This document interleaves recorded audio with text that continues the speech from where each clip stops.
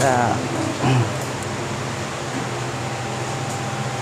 Basahin natin yung ating passage dito sa John chapter 9, yung last part ng ating ng John chapter 9. Ito yung ating last na preaching sa John chapter 9 at pupunta na tayo sa John chapter 10. Malapit na nating matapos yung Book of Signs or yung part ng Book of Signs dito sa Gospel of John.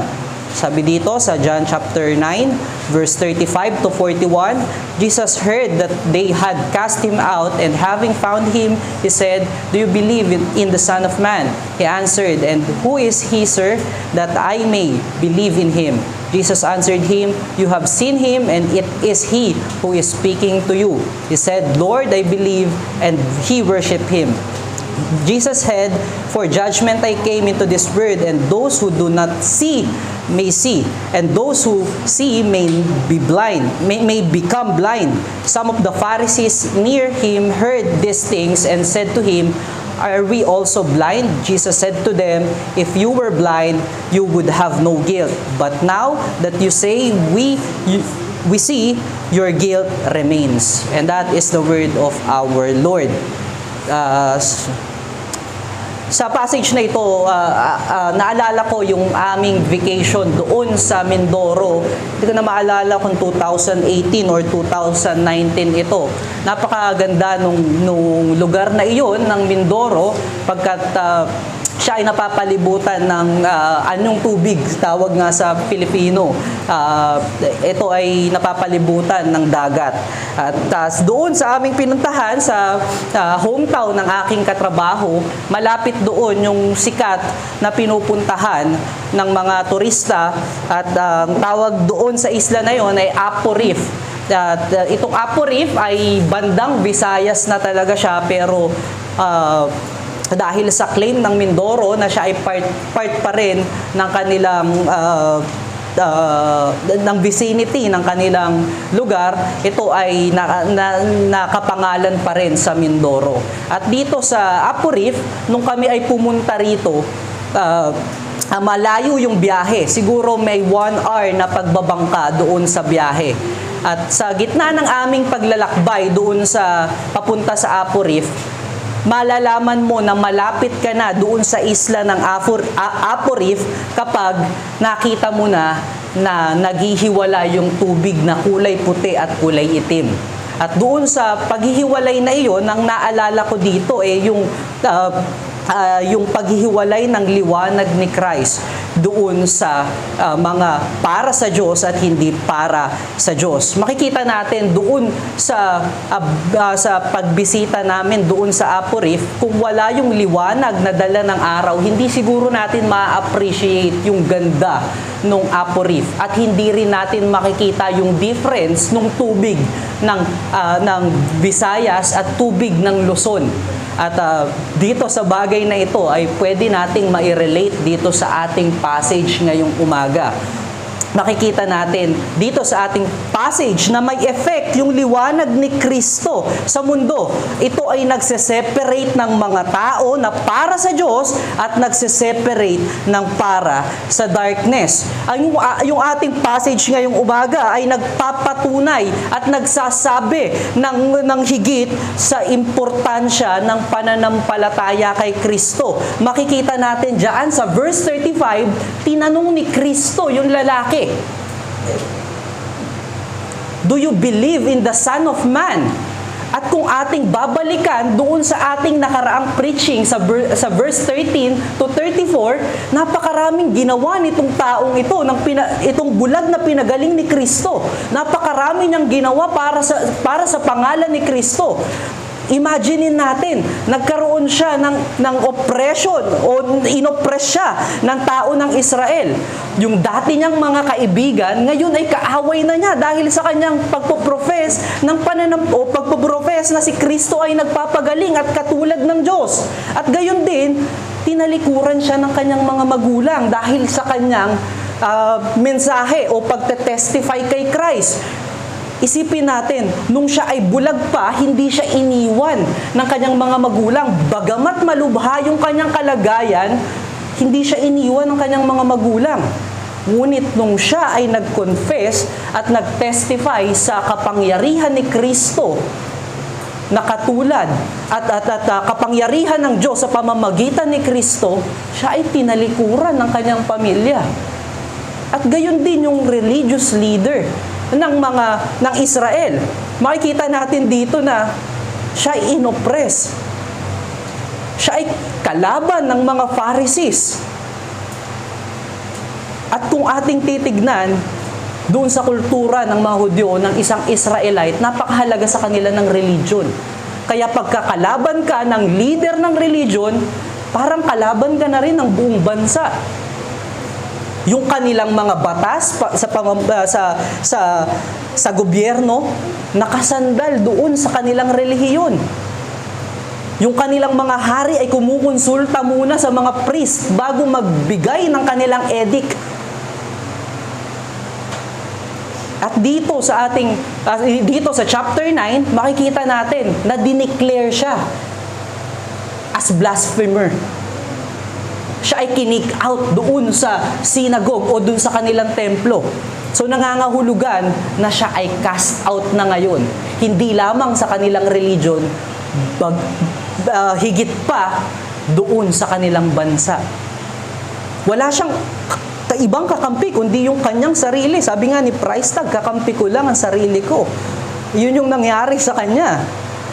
Naging kontrabida siya ng buong nation ng Israel. At iyan ay makikita natin na epekto ng liwanag ni Kristo na dinala sa kanyang buhay. Yung liwanag ni Kristo ay nagse-separate ng para sa Diyos at para sa mundo.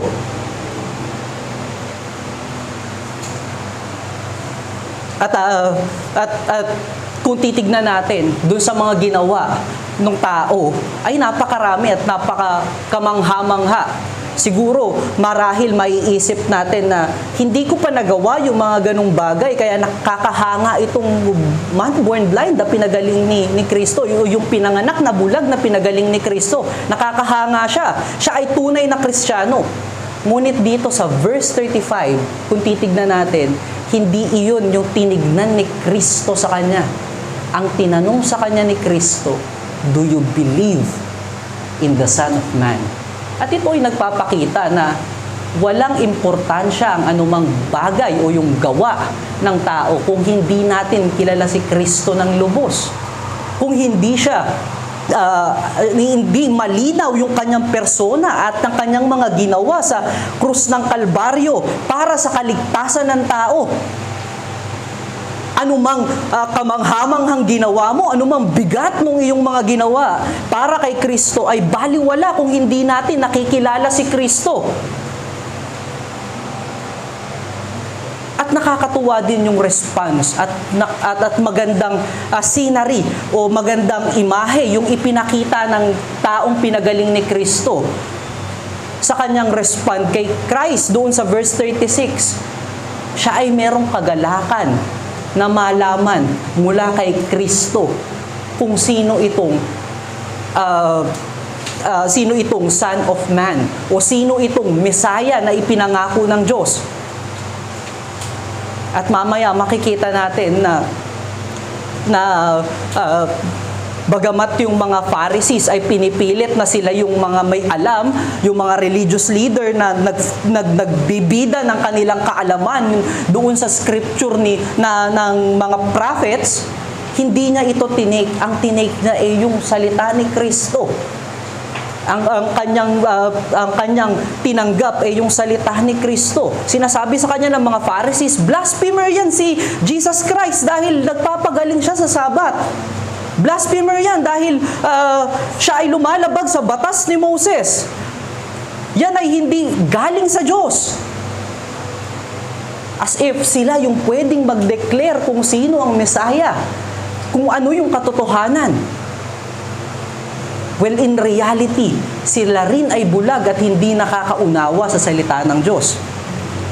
At makikita natin nung ipinahayag ni Kristo sa verse 37 na siya ang Christ at yung pinangako na tagapagligtas ng Diyos para sa kanyang mga hinirang, ang result ay nandoon sa verse 38. As if parehas nung confession ni Thomas doon sa John chapter 14, yung sinasabi ng tao dito, Lord, I believe. At gayon din, makikita natin na parehas yan nung sinasabi ni ni Peter sa Matthew chapter 16, nung tinanong siya kung sino ang Christ. Nung tinanong niya yung kanyang mga disciple kung sa tingin nila sino si Kristo. Nagkaroon ng pananampalataya ang taong ito na pinagaling ni Kristo at nakilala niya ng lubos ang Diyos, hindi na naman sa kanyang sariling dunong at hindi rin sa kanyang sariling lakas. Ito ay galing pa rin sa Diyos, kay Kristo. At ang pinapakita nito na ang kaligtasan ay nagmumula lamang sa grasya ng Diyos sa pamamagitan ng pananampalataya kay Kristo. At doon sa verse 39 to 41, ito ay nagpapakita ng nakakalungkot na balita patungkol sa mga hindi nananampalataya at patuloy na kumakalaban sa katotohanan ng Diyos. Makikita natin doon sa verse 39 na pinahayag ni Kristo na siya ay magiging judge ng lahat sa kanilang mga aksyon, kung sila ay naniniwala o hindi. Kung sila ay naniniwala, sila ay magkakaroon ng buhay at magiging parte ng kingdom ng Diyos. Ngunit kung sila ay tatanggi at patuloy na ire-reject yung katotohanan ng Diyos sa pamamagitan ni Kristo, sila ay condemned at nahatulan na sa pamamagitan ng kanilang action. Ito yung kaya masasabi natin na nagse-separate yung katotohanan ng Diyos. By the way, hindi po ang ibig sabihin ni Kristo dyan na siya ang magja-judge immediately. O yung una niyang pagpunta ay magja-judge na kagad siya immediately. Yun ay effect lamang ng kanyang ng katotohanan. Kung merong naniniwala ay meron ding hindi maniniwala at ang may epekto yung bagay na iyon sa buhay ng isang tao. At ang pinapakita nito na merong dalawang epekto yung liwanag ni Kristo. At yung liwanag ni Kristo ay nagpapakita ng pagse-separate ng para sa Kanya at hindi para sa Kanya. Kaya yan yung ating title ngayong umaga, The Effect of the Light of Christ that Separates Believer from the World. At dyan sa ating title na iyan, meron tayong dalawang mensahe. The believers will cling to the knowledge of God, while yung mundo naman, the world will cling to their own knowledge. Kaya naging mensahe natin yan, mga kapatid, makikita natin yung parehas na respond nung mga Pharisees at yung respond nung taong pinagaling ni Kristo doon sa katanungan ni Christ na, do you believe in the Son of Man? O naniniwala ka ba sa Kristo? Naniniwala ka ba doon sa Savior na ipapadala ng Diyos? Makikita natin na ang kanilang paniniwala, yung taong pinagaling ni Kristo, ay umaasa doon sa salita ng Diyos. We may say na meron na siyang regenerated heart dahil pinakita iyon sa verse 13 to 34. At gayon din makikita natin yung patuloy na pagtanggi ng mga Pharisees dahil sila ay nakasandal doon sa kanilang sariling lakas, yung sa kanilang sariling dunong sa pamamagitan sa kanilang dunong sa kasulatan ng mga prophets at gayon din ng salita ng Diyos sa Old Testament. Sa tingin nila na sila ay pwedeng maligtas sa pamamagitan ng kanilang paulit-ulit na paggawa ng mga batas na ibinigay sa kanila. At hindi sila umasa sa kaliwanagan ng Diyos para sa mensahe ng scripture na ibinigay ng Panginoon. Masyado silang nakasandal doon sa mga prophets at nakasandal doon sa kasulatan na kanilang ibinigay. Makikita natin yan na sinabi nila na we are followers of Moses instead that we are follower of God. Ano ang ipinapakita nito, mga kapatid? Na sila ay mas more na delight doon sa dunong. Mas more silang delighted doon sa kanilang sariling kakayahan na unawain yung scripture. Well, in fact, mga kapatid,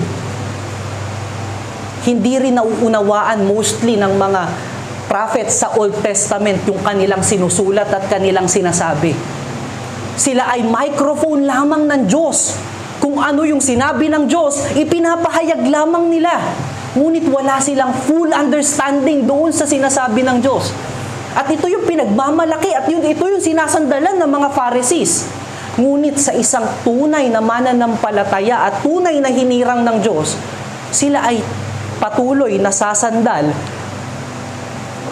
sa salita ng Panginoon. I-consider natin yung ating unang message. The believers will cling to the knowledge from God or from Christ. Ang tunay na mananampalataya at tunay na follower ni Kristo o tagasunod ni Kristo ay patuloy na sasandal para sa kaunawaan ng salita niya mula kay Kristo. Makikita natin dito na yung pinagaling na tao ni Kristo ay nagpakita ng kanyang eagerness o pananabik sa kasagutan mula doon sa tanong ni Kristo. Hindi niya hinanap yung kasagutan sa ibang tao, hindi niya hinanap yung kasagutan doon sa mga Pharisees. Hinanap niya immediately kay Kristo. Hindi siya naghanap doon sa kanyang sarili kung ano ba yung natatandaan niya na verse na pwedeng magsabi na alam niya yung sagot doon sa tanong ni Kristo. Siya ay sumandal doon sa kapahayagan ni Kristo. Ang ating pwedeng matandaan dito, pwede nating tandaan, God's people will always rely on the Word of God or on the Word of Christ. Ang mga hinirang ng Diyos ay laging umaasa sa salita ni Kristo. Makikita natin yung pinagaling ni Kristo ay nag-suffer. Kanina sinabi natin ng maraming trouble sa kanyang buhay o maraming kapighatian dahil sa kanyang pagtindig sa katotohanan na si Kristo ay kapangyarihan ng Diyos sa kaligtasan at gayon din sa kanyang buhay, sa pagkilos ni Kristo sa kanyang buhay. Yung kanyang mga neighbor at yung kanyang friends ay tinuring siyang kanyang kaawa, yung kanyang mga magulang, kanyang ama at ina ay iniwan siya. Yung mga religious leader ay tinuring siyang blasphemer. Ngunit hindi siya nag-boast dito kay Christ na hindi ko na kailangan sagutin yung tanong na yan. Hindi ko na kailangan sagutin at malaman yung Kristo na yan o yung Son of Man na yan. Basta ang importante, ginagawa ko yung mga dapat kong gawin para sa pangalan mo. Hindi ito yung kanyang ipinagyabang at hindi ito yung kanyang pinanghawakan. At kung ating papansinin, kung ang ating kaisipan ay makamundong kaisipan, reasonable siguro para sa atin at talikuran na natin at huwag na tayong tumindig doon sa ating pag-testify kay Christ bilang nagpapakita ng kapangyarihan ng Diyos na bilang siya ang Kristo. Tignan natin yung tragic na buhay na dinalan ng kanyang pagte-testify kay Christ sa kanyang buhay. Nawala lahat sa kanya. Imagine niyo dati yung kanyang mga kaibigan at yung kanyang mga kababayan, kahit papaano inaabutan siguro siya ng pagkain nung siya ay bulag pa. Inaabutan siya ng ng alms or ng abuloy siguro. Binibigyan siya ng damit at ng kanyang pangangailangan. Ngunit ngayon, kaaway na ang turing sa kanya. Yung kanyang mga magulang, despite nung kanyang kalagayan, katulad ng sinabi natin kanina, hindi siya iniwan. Ngunit nung nag-testify siya kay Christ, tinalikuran siya ng kanyang mga magulang. Gayon din yung mga Pharisees. Tinanggal siya. Kabilang nila. Ngunit para dito, sa taong kinilos ng Diyos, binigyan ng pananampalataya ng Diyos, hindi niya kinompromise yung katotohanan ng Diyos, pagkat kanyang naunawaan at kanyang naintindihan yung kanyang kadiliman before siyang pagalingin ni Christ. Bago siya pagalingin ni Christ, nauunawaan niya kung gaano kadilim yung kanyang buhay. Literal na madilim dahil nga bulag siya. At gayon din sa pananampalataya, mga kapatid. Madilim yung ating buhay kung wala tayo kay Kristo. Nauunawaan natin yan. At marahil, natatandaan niya yung voice ni Christ.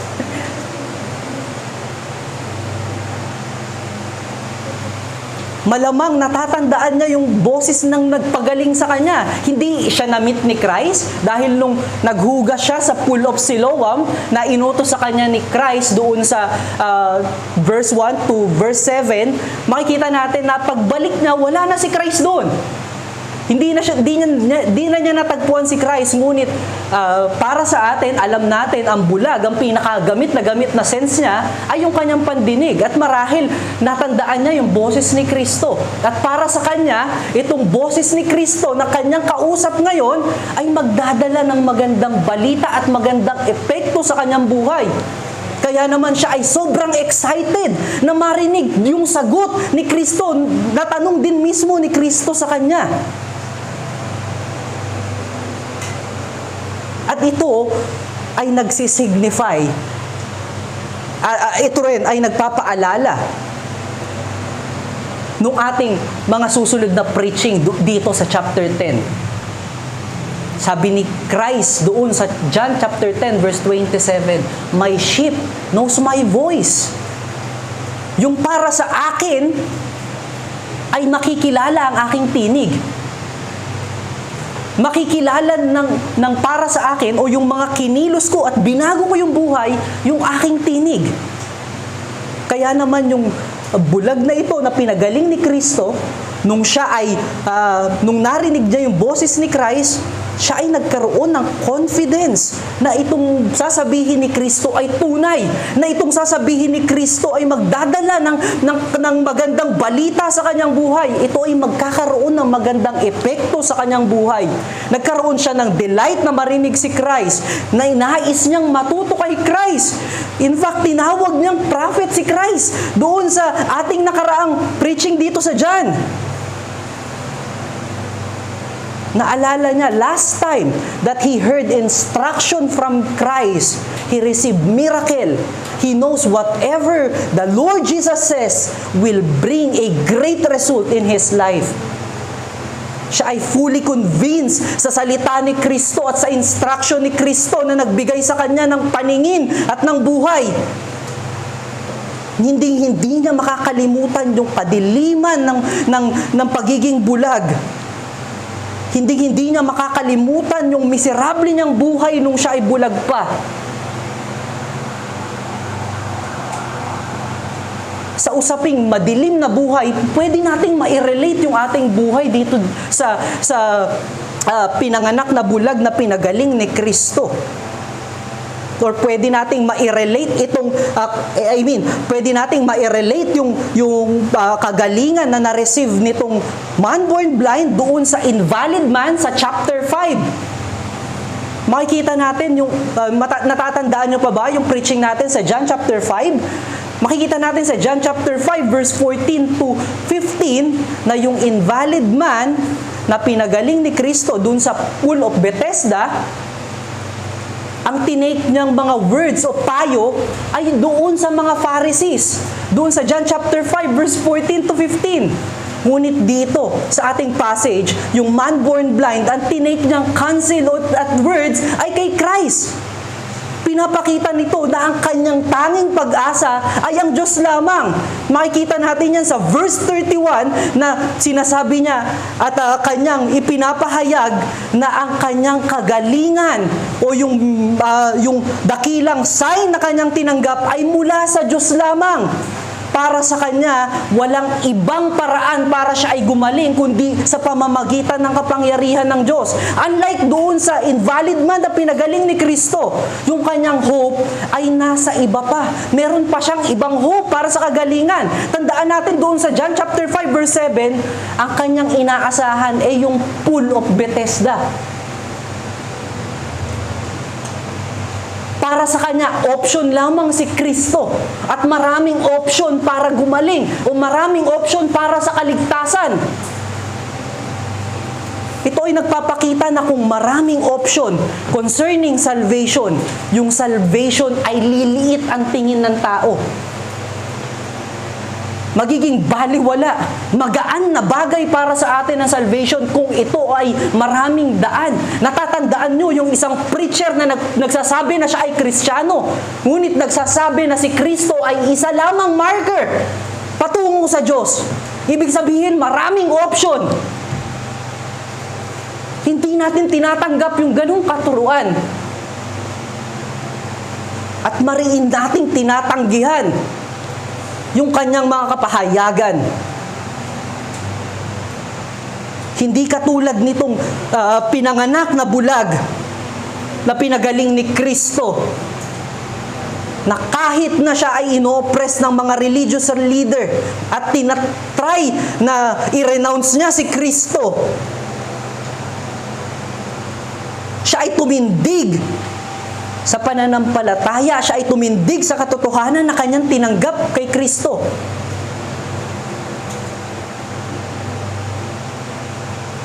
Dahil para sa kanya, walang ibang makakapagbigay sa kanya ng kagalingan kundi ang Diyos lamang. At pwede nating ma-compare yung ating buhay dito.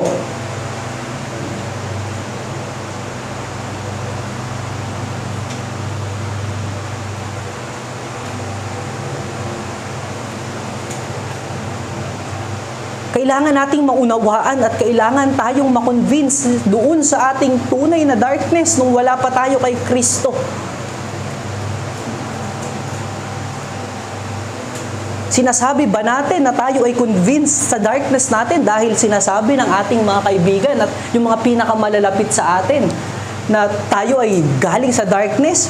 Ginagaya lang ba natin yung ating profession at yung ating pagka-convince ay hindi doon sa ginawa talaga ni Kristo sa atin? Ang ating conviction ba ay dahil yun yung sinasabi ng ating kaibigan? Ang dalangin natin ay hindi. Ang dalangin ko para sa aking sarili ay hindi. Tunay ba nating naunawaan na tayo ay walang pag-asa at tayo ay patay kung wala tayo kay Kristo?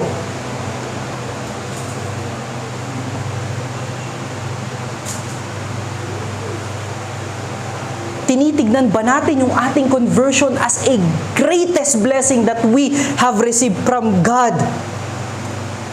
O tinitignan natin itong curse dahil ito ay nag-separate sa atin sa mundo? Ayaw na akong kasama ng aking mga kaibigan pag Sunday dahil alam nilang tatanggihan ko sila.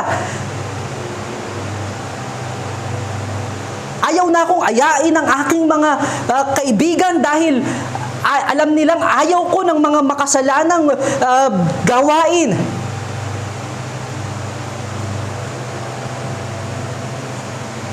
Or we grumbled on the greatest blessing that we have received.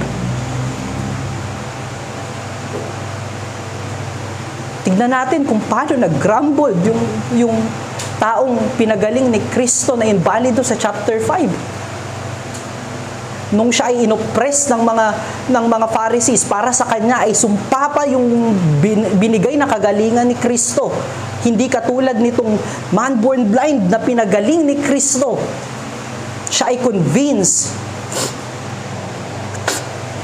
sa kanyang natanggap at siya ay convinced na wala siyang ibang other na option, wala siyang other na sasandalan sa kaligtasan kundi si Kristo lamang.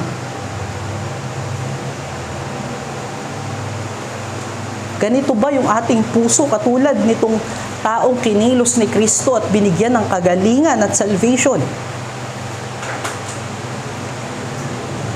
Dalangin natin na tayong pare-parehas, tayong bawat isa ay may ganitong puso at ganitong kaisipan patungo sa biyaya na ating tinanggap. At pagkatapos siyang makick out sa sinagog, makikita natin, si Kristo ay dali-dali siyang pinuntahan upang pagyamanin yung kanyang kaalaman kay Kristo. Makikita natin dun sa dun sa verse 13 to 34. Last time, wala siyang gaano alam kung sino si Kristo. Wala siyang gaano ideya kung sino si Kristo. Ang alam lamang niya na yung kanyang kagalingan ay mula sa Diyos at imposibleng ibigay ng kahit sino. Ngunit dito, si Christ ay binigyan siya at very willing na ibigay sa kanya yung karunungan na kanyang kinakailangan. Katulad natin mga kapatid, marahil tayo ay despised by the world, marahil galit sa atin ang mundo sa liwanag ni Kristo. Ngunit meron tayong presensya ni Kristo, meron tayong presensya ng Diyos na sumasa atin para ipaunawa lalo sa atin yung tunay na realidad ng buhay, yung tunay na kailangan natin. Makikita natin yan sa buhay natin dito sa church. Yung church ay nililid tayo sa kaunawaan kay Kristo. Yung church ay nililid tayo at tinutulungan tayong maunawaan yung ating Savior. Yung church ay ang lugar kung saan tayo ay nako-comfort ng pag-ibig at presensya ng Diyos. Ito ang ating joy to know and hear our God and Savior's voice every Sunday, every fellowship that we have. It is through the word of our Lord and Savior Jesus Christ. Hindi tayo pumupunta rito wag nating isipin na tayo ay pumupunta rito dahil sa ating sariling kagustuhan.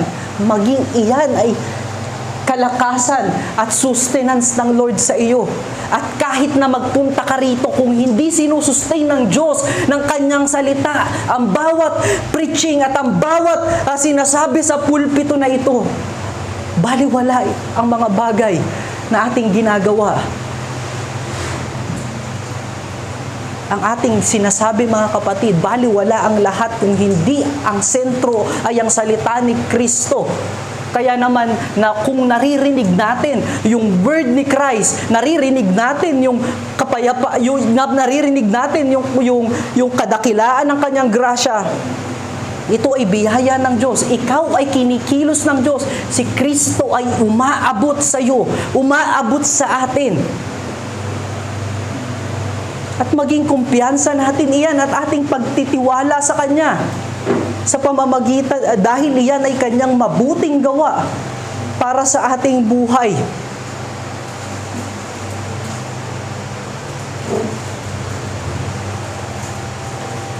Tignan natin na pwedeng bigyan siya ng mga ibang tao ng maraming, yung itong taong pinagaling ni Kristo, pwede siyang bigyan ng maraming bagay ng mundo. Pagkain, salapi marahil, or anything na kanyang kinakailangan sa buhay. Ngunit para sa kanya, hindi ito yung kanyang kailangan. Kung ano yung kanyang pinakakailangan, iyon yung pinrovide ni Christ. At ano yung pinrovide ni Christ na iyon? Yung pagkakaroon ng paningin, physically, at gayon din, paningin, spiritually, and that is faith. Para sa kanya, kung kaya siyang bigyan ni Kristo, nung tinanong siya ni Kristo para sa kanya, sa kanyang kaisipan, kung kaya siyang bigyan ni Kristo ng paningin physically, kaya ring i-reveal ni Kristo sa kanya ang Diyos. Kaya naman siya ay nagkaroon ng eagerness at ng joy sa kanyang response sa greatest question na magkakaroon ng isang tao. Siya ay convinced na si Jesus Christ ay mula sa Diyos. na siya ay convinced na si Kristo, na si Jesus ang Kristo, ang tagapagligtas. Sa question ng ating Panginoon dito sa man born blind na kanyang pinagaling, na nauunawaan nitong tao na ito na si Kristo lamang ang kayang magbigay sa kanya ng kasagutan.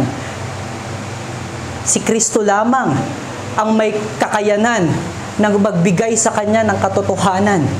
Unlike doon sa kanyang respond, doon sa persuasion ng Pharisees, pagkat nauunawaan niya yung self-deceit ng mga Pharisees, kanilang patuloy na tinutulak yung tao na maniwala sa kanila para sa kanilang selfish desire, na para mapapurihan sila.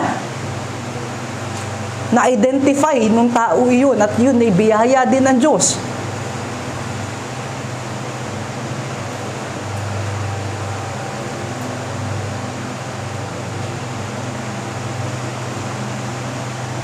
Si Kristo ang natatanging kayang magbigay sa atin ng paningin, ng pananampalataya upang makilala natin ang Diyos, upang makita natin yung kalooban ng Diyos sa ating buhay.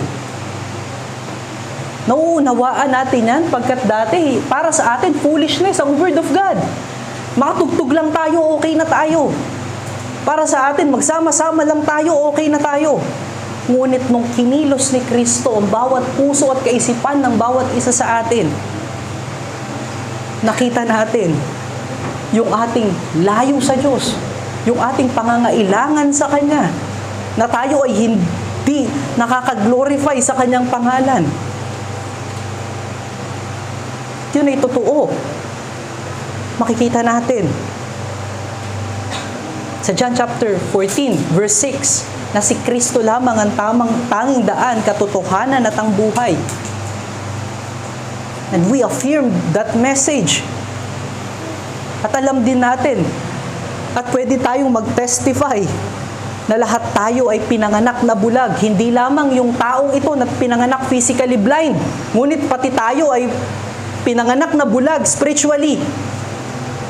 At kung hindi tayo bibigyan ng pananampalataya ni Kristo, kung hindi kumilos si Kristo sa ating buhay, hindi natin makikita yung katotohanan na ating pangangailangan, yung katotohanan na kalooban ng Diyos para sa ating buhay.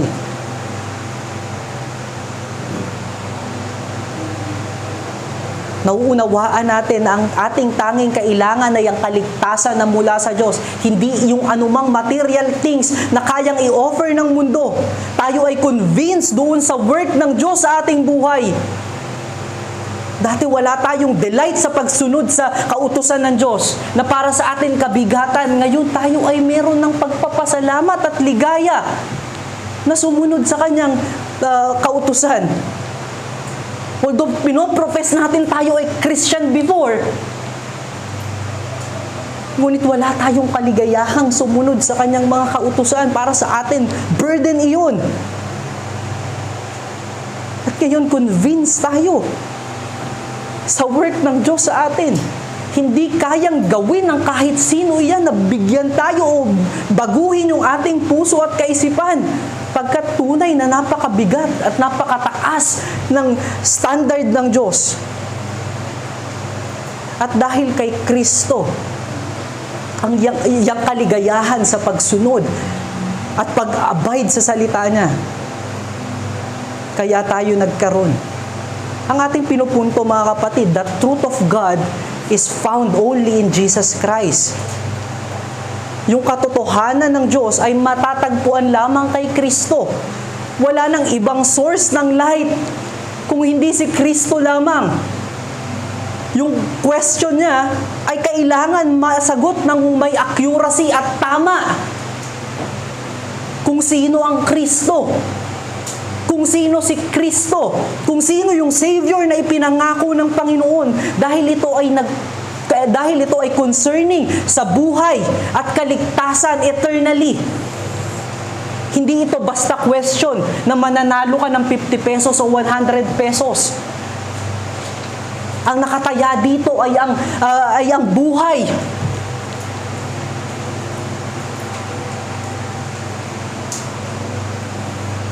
At para malaman natin yung sagot, kailangan nating tumingin kay Christ.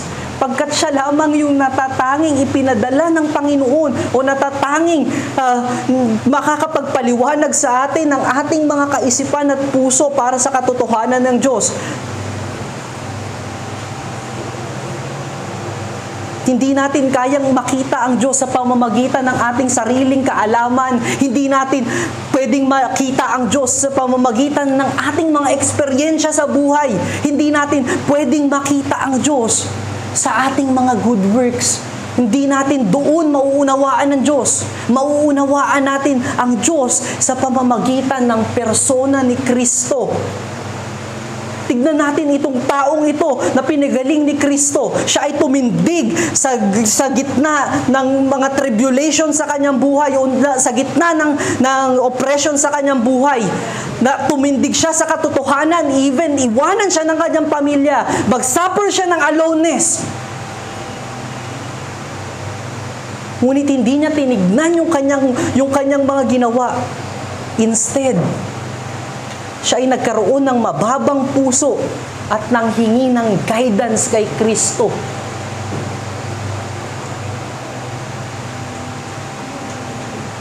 Pwede siyang maging foolish o maging mayabang na siya ay worthy, na siya ay faithful, kaya siya pinagaling ng Diyos. Ngunit hindi niya ginawa dahil nauunawaan niya na hindi sa pamamagitan niya, kaya siya gumaling, kundi sa grasya lamang ng Diyos. Yung ating buhay bilang Kristiyano ay hindi pwedeng tumindig sa ating personal knowledge o sa ating sariling kaalaman.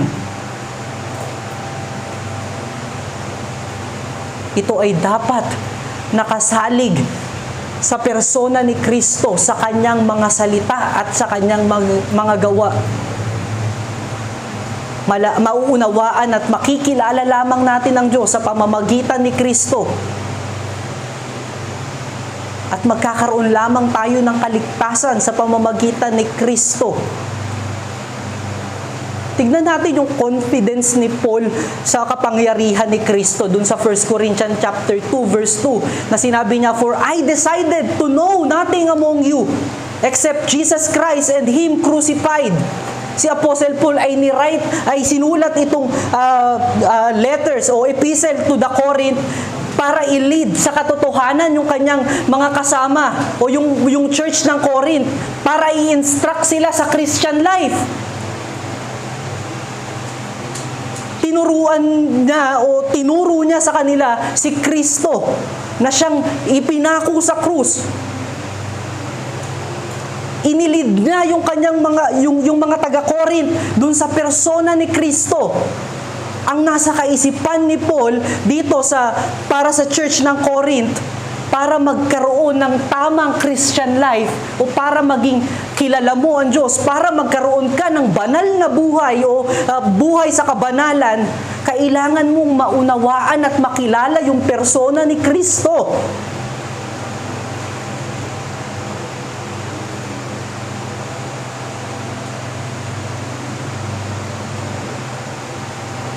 Tandaan natin na magulo itong church ng Corinth that time. Yung kanyang yung puso ni Paul, para maayos kayo, ito yung inyong kinakailangan. Kinakailangan yung makilala si Kristo. Kailangan yung makita yung ginawa ni Kristo para sa inyo. Nais ni Paul na makunawaan nila yung salvation na tinrabaho ni Kristo. Nais ni Paul na maunawaan nila na yung faith ay galing lamang sa Diyos. Na si Kristo ay namatay para sa mga makasalanan.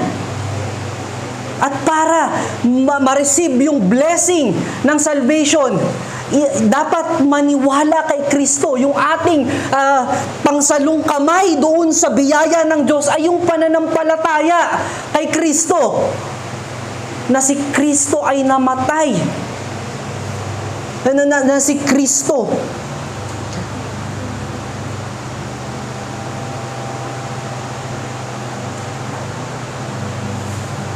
ay namatay para sa mga makasalanan na katulad natin. At bakit, at nais ni Paul na maunawaan nila kung bakit namatay si Kristo sa krus ng Kalbaryo. Bakit namatay si Kristo sa krus ng Kalbaryo?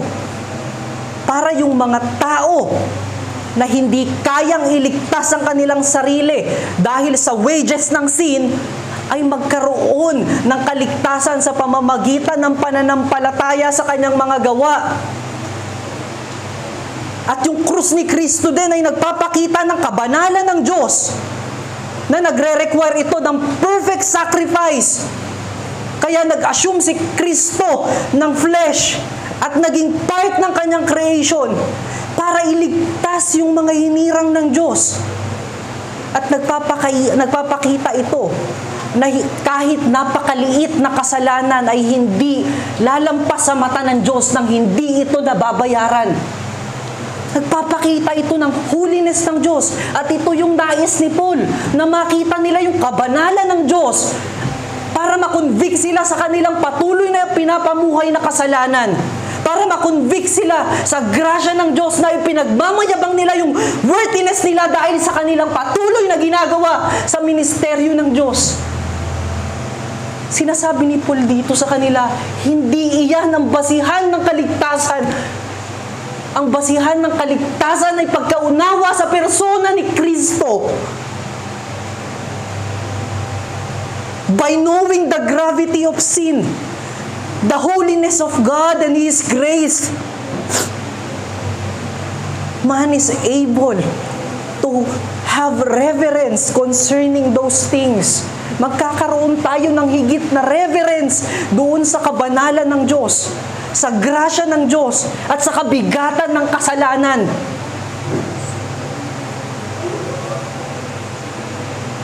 Makikita natin sa gitna ng great chaos doon sa Corinth,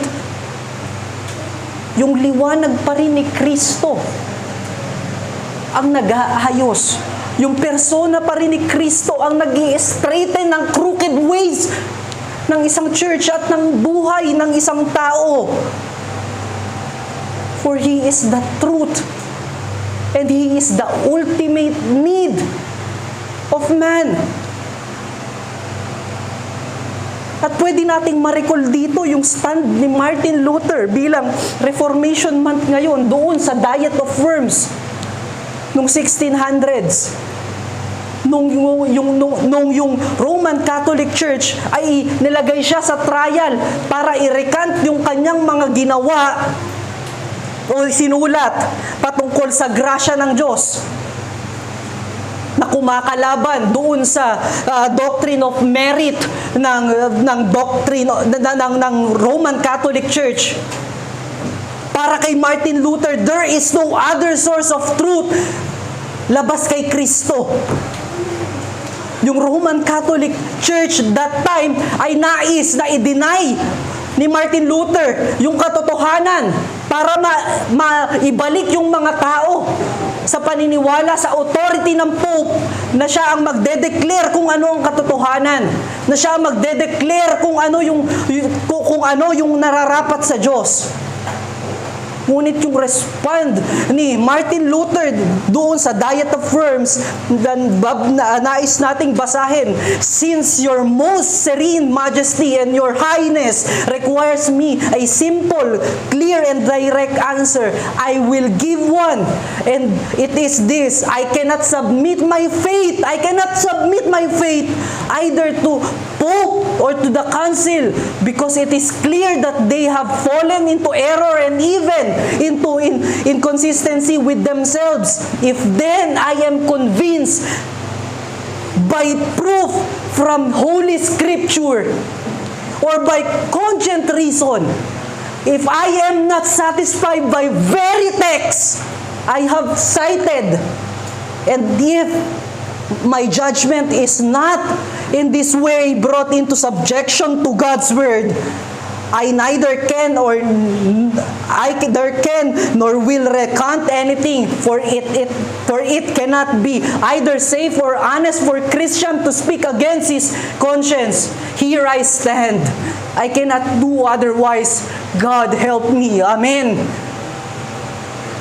Nakikita natin yung tinitindigan ni Martin Luther, yung Holy Scripture, the very word of Christ, the gospel of Christ. Sa gitna ng greatest trial sa kanyang buhay, sa greatest adversary na pwedeng magkaroon ng isang tao, he stand on the gospel of Christ, he stand on the word of Christ.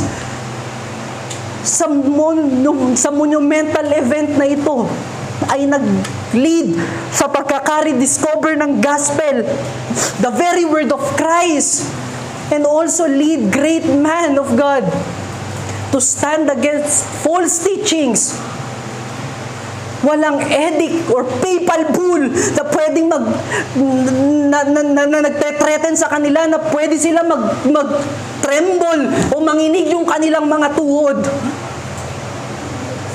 For they are all convinced by the truth of Christ's word.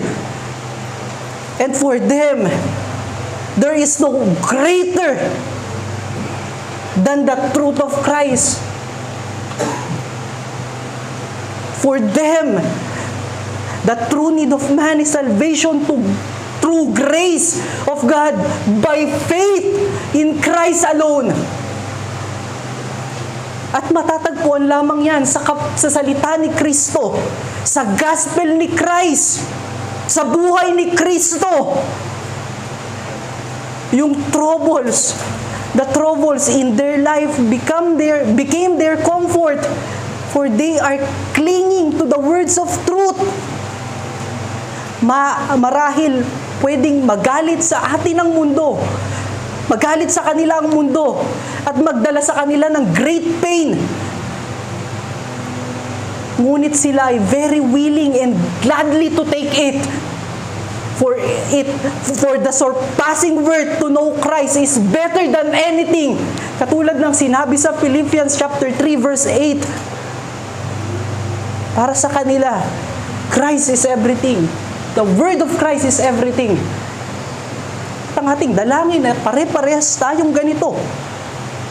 Jesus Christ is the source of light that brings joy and contentment to all weary soul. Hindi sa persona ng mga kasama natin, hindi sa structure ng church, hindi rin sa eloquence ng preacher. Hindi ko sinasabing dapat hindi na maging eloquence ang preacher. Ang preacher ay dapat mag-aral ng husto para sa ikaka-edify at mas higit na maintindihan yung salita ni Kristo.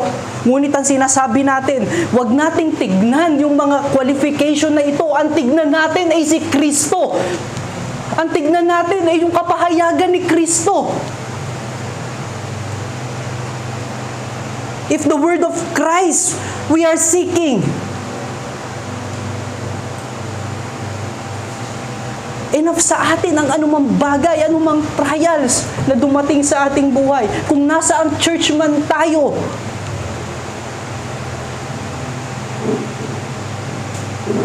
pwede nating maitanong sa ating sarili, nasa church lang ba ako dahil suting sa aking tenga at sa aking pakiramdam yung aking mga naririnig? Dahil kung ang sagot ay oo, yan ay ating sarili lamang. Hindi yan si Kristo. Yung ating sarili ang ating hinahanap, hindi si Kristo. At ang result niyan ay blindness at much darkness. Tignan natin yung respond ng healed man kay Kristo sa kanyang salita na siya yung Kristo sa verse 38. I believe, Lord, I believe. From Sir, doon sa verse 36, naging Lord. Dito sa verse 38. Verse 38. And he worshiped Him. Nagkaroon ng pagpupuri sa Panginoon. And that is faith and conversion.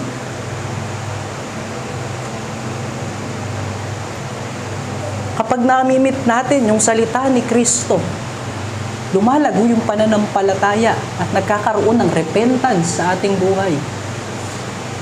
Nagkakaroon ng pagbabago sa ating buhay. Kaya challenge, ang ating unang challenge, seek the word of Jesus Christ.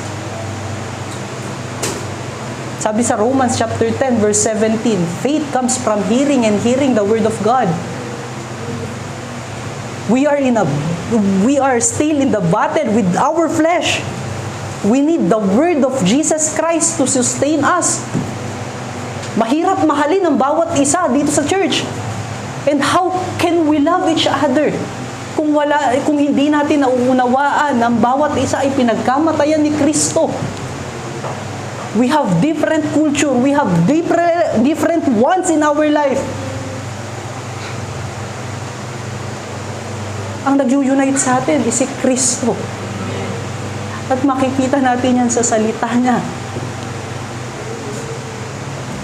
We need the word of Christ that bring us conformity to Him. Paano tayo patuloy ng magiging banal at magiging katulad ni Kristo? Hindi sa pamamagitan ng idea natin, na tingin natin na ito ang tama, ito na yung gagawin natin. It is in the word of God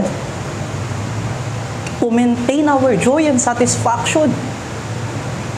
Kung hindi tayo magpapatuloy sa salita ng Diyos, madali tayong masway ng mundo. Tayo ay magiging toss and fro ng mundo. Sabi sa Ephesians.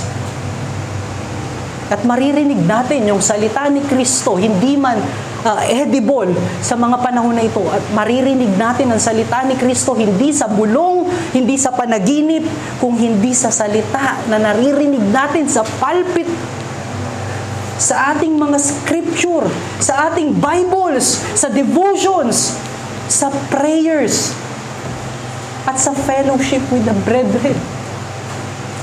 Kaya, i-take advantage natin yung mga means of grace na mamimit natin, yung presence at maririnig natin yung salita ng Diyos. Ito ay para sa atin. Para sa kapurihan ng pangalan ng Diyos. And let us consider our next message, the world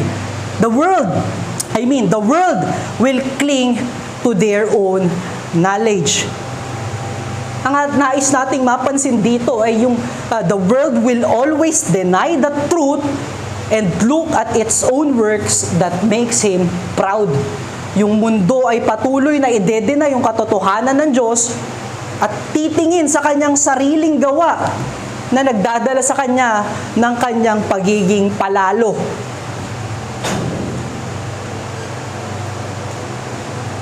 Makikita natin dito sa ating passage dyan sa verse 39 to 41 na yung mga Pharisees pala ay naririnig yung usapan ni Kristo at nung pinagaling na. At gayon din, na-witness nila yung gawa ni Kristo sa buhay nitong pinanganak na bulag na pinagaling ni Kristo. Pagkat merong witness na sarili niyang witness, gayon din yung kanyang mga magulang at kanyang mga kapitbahay at kakilala. Narinig rin nila yung great confession nung pinagaling ni Kristo. Sinasabi nung pinagaling ni Kristo dun sa verse 31 na ito ay galing sa Diyos at imposibleng magawa ng tao ito. Narinig nila yung words ni Christ at dahil sila ay nakikinig dun sa conversation sa verse 39 to 41. Ngunit yung epekto nung salita ng Diyos, yung sign ng Diyos o yung gawa ng Diyos sa kanila ay iba. Pagkat sila ay guided ng kanilang sariling kamangmangan. Nirefuse nila na sila ay i-guide at turuan ni Kristo dahil sa kanilang kaisipan, yung kanilang kaalaman sa Scripture ay enough na. Yung kanilang dunong sa pag-exegete siguro ng Old Testament passage ay napakagaling siguro. Kahit daw tuldok, kabisado ng mga Pharisees. Yun yung kanilang pinagkakatiwalaan. For them, it is enough that they have the law of God. They think that they can grasp the fullness of the message of the Scripture. Para sa kanila, kaya nilang yakapin at kaya nilang i-take lahat ng kabuuan ng mensahe ng Scripture. Para sa kanila, sila yung teacher at sila yung interpreter ng Law of Moses.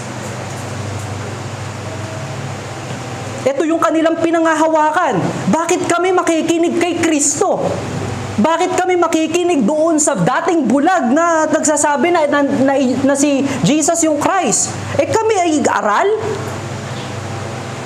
Kami ay follower ni Moses? Kami ay gumagawa ng batas?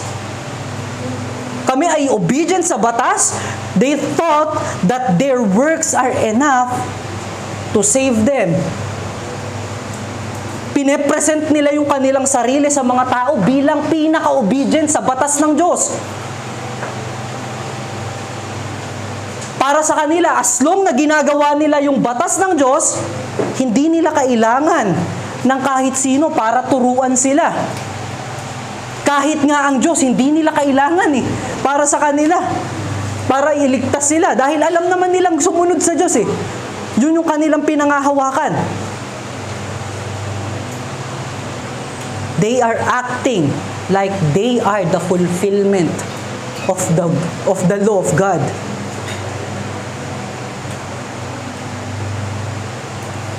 Para sa atin mga kapatid, it is not the light of Jesus Christ that blinds them. Marahil masasabi natin, akala ko ba doon sa chapter 12 verse 40, akala ko ba doon sa chapter 12 verse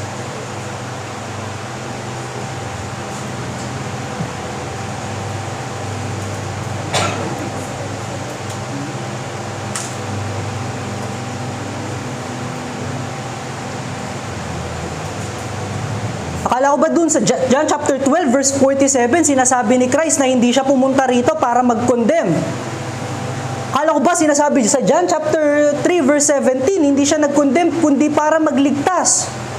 Tama po yun, yung sinasabi ni Christ na yun, na hindi siya naparito para mag-condemn. Nais ko lang basahin yung sinabi ni Leon Morris about John. The coming of the light shows who are spiritually blind and thus judge them. Judgment is not the purpose of the coming of the light, but it is an inevitable consequence. In this passage, the thought is worked out in terms of sight and blindness. Consequence din yung judgment doon sa pagpunta ni Christ dito. Kaya nako-condemn yung iba dahil na naliliwanagan ni Kristo yung kanilang kadiliman. May isang magandang analogy dito, yung si James Montgomery Boyce, na ang tao ay nocturnal, o yung mga unbelievers o yung mga reprobate ay parang mga nocturnal creature na pag dumating yung liwanag ng araw ay nagsusumiksik doon sa mas lalong madilim. Hindi nila kayang i-take yung liwanag ni Kristo. Ayaw nilang yakapin yung liwanag ni Kristo. At iyon ay epekto ng liwanag at katotohanan ng salita ni Kristo. Merong dalawang effect yung pagpunta ni Kristo dito at yung liwanag ni Kristo sa atin. Yung una ay mapunta sa kaliwanagan ang isang kinilos ng Diyos, at ang isa naman ay patuloy na magre-resist dun sa light, like the nocturnal beings. Lahat ng tao ay pinanganak na bulag, sinabi natin kanina, at yan naman ang ating pinapaniwalaan palagi. At yung mga nag-iisip na sila ay hindi bulag, ay nananatili sa kanilang kabulagan. Makikita natin yung pinagkaiba ng man-born blind dito sa response ng mga Pharisees. Para sa man-born blind, siya ay bulag spiritually din, hindi lang physically. Aminado siyang kailangan niya si Kristo. Ngunit itong mga Pharisees, Iniisip nila na sila ay may sight na sila ay may paningin, dahil sila ay nakakaunawa ng salita ng Diyos. Ngunit kanilang nililin lang ang kanilang sarili. Dahil ang katotohanan ay sila ay bulag at patuloy na nananatili sa kanilang kabulagan dahil sa kanilang katigasan ng puso at sa kanilang katigasan ng ulo. Ang ating pinupunto dito, the pride will lead to much blindness. Kung makikita natin doon sa kung titignan natin yung ating worthiness, tayo ay mag-uumpisang lumayo kay Kristo. Kung titignan natin yung ating knowledge, yung ating gifts, tayo ay madedeceive. Kung ang ating faith ay nandun na sa knowledge at nandun sa ating gifts, tayo ay madedeceive at lalayo doon sa katotohanan ni Kristo. At tayo ay mabubulag ng kadiliman yan. At dahil minsan, dahil sa gifts, dahil sa knowledge, nag-uumpisa tayong ilagay yung ating sarili bilang isang standard ng isang Kristiyano.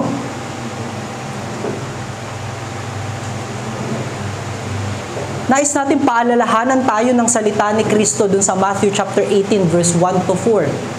Diyan sa passage na iyan, yung kanyang mga disciple ay nag-argue kung sino ba yung uupo doon sa kanyang tabi, doon sa kalangitan. Anong makikita natin sa bagay na yan?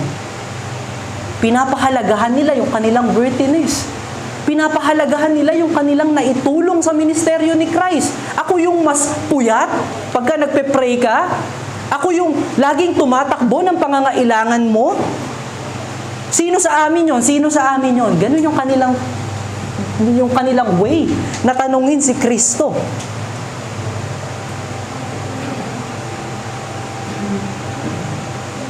Nag-umpisa na silang tignan yung kanilang sarili. Nag-umpisa na silang tignan yung kanilang kakayanan, yung kanilang kaisipan.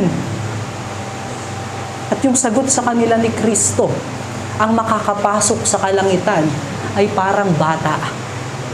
Innocent like a child. Ano ang child? Ano yung bata? Patuloy na umaasa dun sa sasabihin sa kanya. Patuloy na nakikinig sa sasabihin sa kanya ng kanyang master. Yun ang makakapasok sa kalangitan.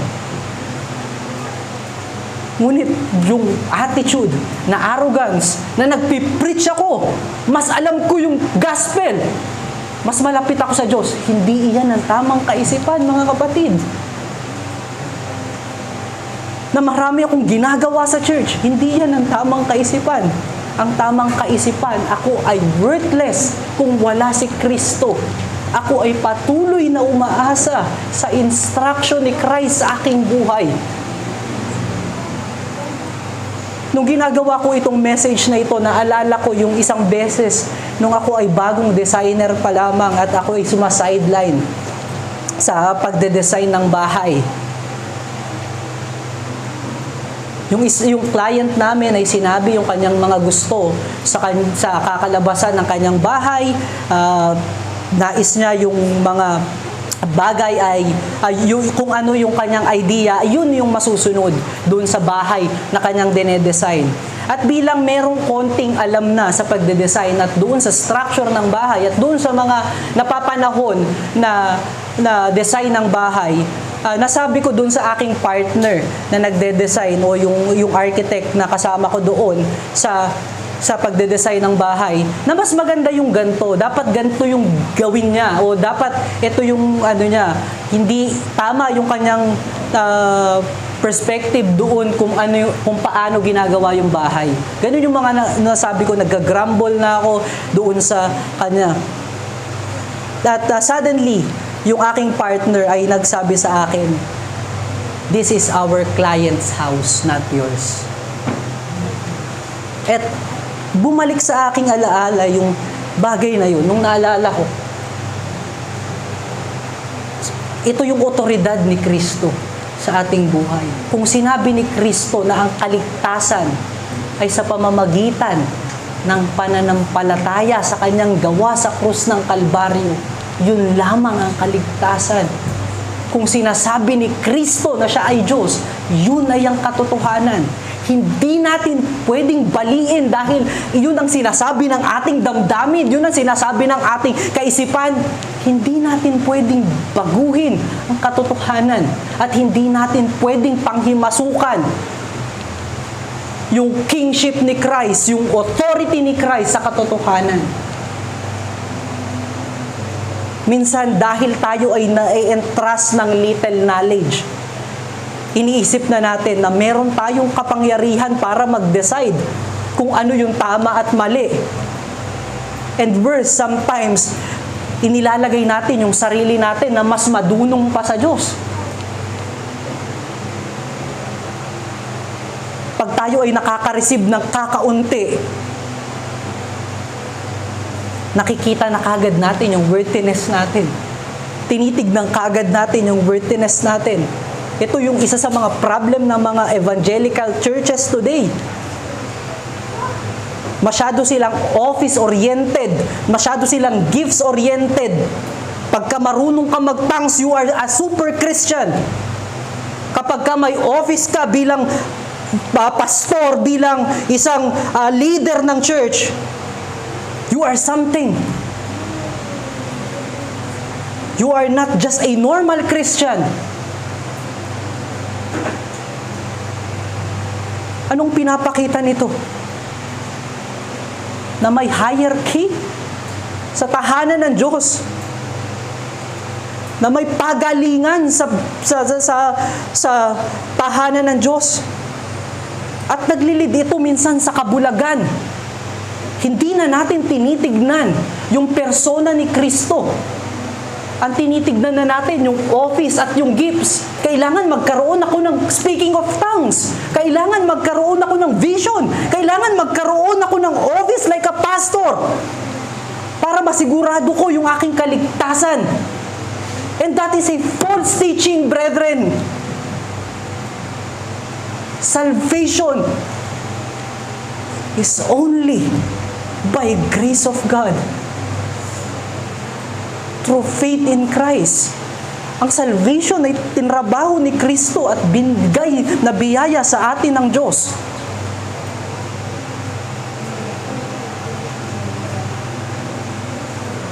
Ang gifts at offices sa loob ng church ay ibinigay ng Lord para mag-edify tayo sa bawat isa.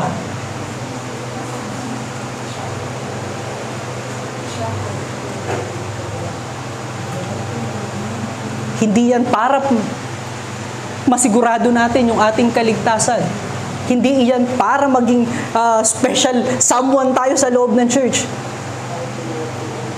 Yan ay dapat magdala sa atin ng much humility, much grace sa other, much love to the church and to Christ.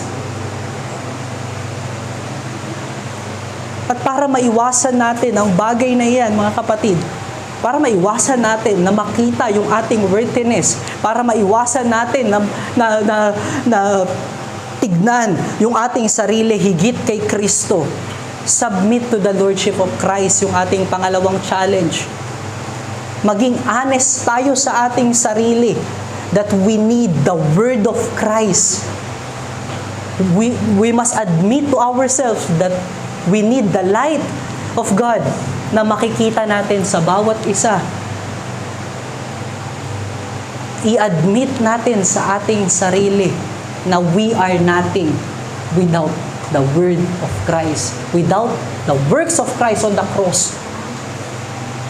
At huwag nating i-resist yung katotohanan na ipinapahayag ni Kristo upang ating lakaran sa buhay. Nakikita natin itong araw na ito kung saan kinita ni Kristo yung pinanganak na bulag ay Sunday. Sabat, Saturday sa kanila. Kanilang araw ng pagpupuri. Gayun din sa atin. Tayo ay minimit ni Christ sa kanyang presence every Sunday. At ipinapahayag niya yung kanyang sarili sa atin. Now, ang question, do we believe in the Son of Man, which is Jesus Christ? Do we know His person? Strive hard to know Him every day. Take advantage of the means of grace of God, especially the pulpit ministry. Huwag tayong mamili ng preacher. Huwag tayong mamili kung Sunday school o preaching lang ba ang ating aatenan. Yan lahat ay ay grasya ng Diyos. Yan ay biyaya ng Diyos para sa ating mga buhay, para mas lalo natin siyang makilala at magbuhay ito ng mabuting gawa sa ating buhay, sa kapurihan ng pangalan ng ating Diyos. Sa ating conclusion, the light of Christ is leading us to know God and the will to know God, and the world will embrace their darkness more. For the light of the Lord offends their sin, and to the saints, the Word of God is their comfort. Let us pray. Panginoon naming Ama, maraming salamat sa umagang ito.